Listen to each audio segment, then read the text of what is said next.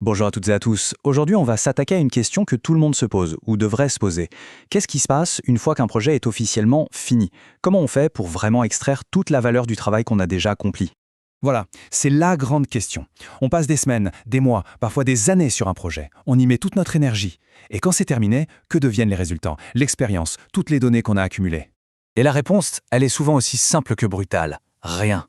Bien trop souvent, les rapports finissent au fond d'un dossier sur un serveur.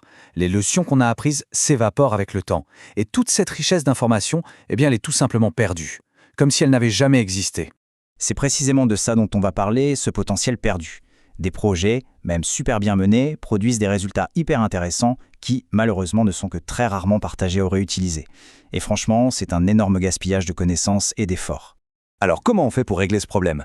La solution, elle tient en un mot, la capitalisation. Et non, rien à voir avec la finance, c'est un concept clé qui consiste en fait à transformer l'expérience brute d'un projet en un savoir bien structuré et surtout réutilisable.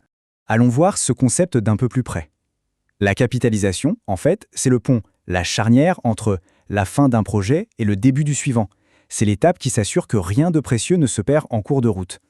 Et ce qui est vraiment super intéressant, c'est de voir que la capitalisation, ça va bien au-delà des simples résultats finaux. On capture tout, les succès bien sûr, mais aussi les leçons qu'on a tirées, les bonnes pratiques et même les difficultés qu'on a rencontrées et les solutions qu'on a dû inventer. Bref, c'est toute l'histoire du projet, avec ses hauts et ses bas, qui devient une ressource. Cette citation, elle résume l'idée à la perfection. Le but, c'est de passer de « voilà ce qu'on a fait une fois » à « voilà un savoir que tout le monde peut utiliser pour l'avenir ». C'est un vrai changement de perspective. Donc, le point crucial, c'est que ce n'est pas juste une tâche administrative de plus à faire à la fin. Non, c'est un véritable investissement stratégique. Ça permet de prendre du recul, de partager l'expérience et surtout de ne pas refaire les mêmes erreurs.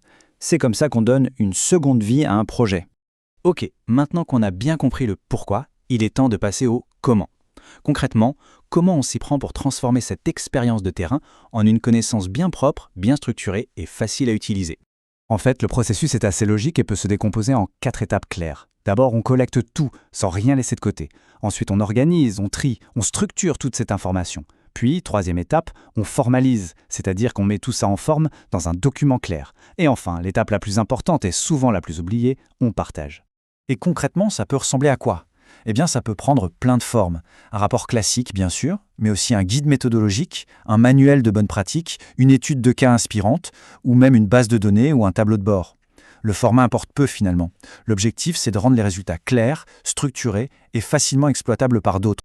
Mais attention, tout ce travail de formalisation ne sert pas à grand-chose s'il reste dans un coin. C'est pour ça qu'on aborde maintenant la dernière étape, qui est tout aussi cruciale. Il faut communiquer. Et pas n'importe comment, communiquer pour avoir un vrai impact. Et là, il y a une distinction qui est fondamentale. Communiquer, ce n'est pas juste diffuser de l'info en espérant que quelqu'un la lise. Non. Communiquer, c'est adapter son message à la personne qui va le recevoir pour s'assurer qu'il soit bien compris et qu'il résonne avec elle. Ce tableau illustre ce principe à merveille. On voit bien qu'on ne s'adresse pas de la même façon à tout le monde. Pour des décideurs, on va aller droit au but, des données synthétiques, l'impact, la valeur stratégique. Pour des collègues chercheurs, on va insister sur la rigueur de la méthode. Et pour les bénéficiaires, on va se concentrer sur le concret. Qu'est-ce qui a changé pour eux? Et donc, tout logiquement, le choix de l'outil de communication va découler de ces stratégies. Ça peut être une présentation orale pour des décideurs, un article scientifique pour des pairs, ou encore un site web simple et clair pour un public plus large. L'outil est toujours au service du message et de l'audience.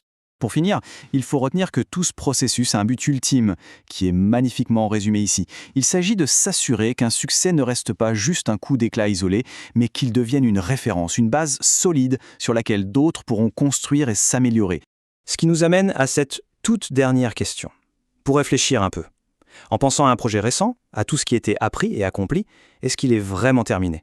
Ou est-ce que, peut-être, sa seconde vie ne fait que commencer? Merci beaucoup pour votre écoute.